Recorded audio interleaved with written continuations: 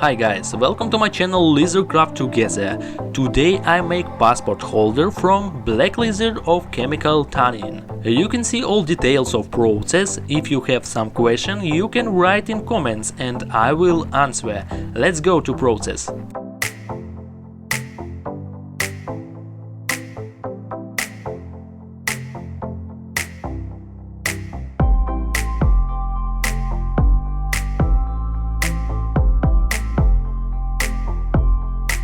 Unfortunately, I made a mistake in the patterns. You must add a +1 of 2 cm in length and width, because the space for the cut is too small. In the description for the video I will write in detail the instruction.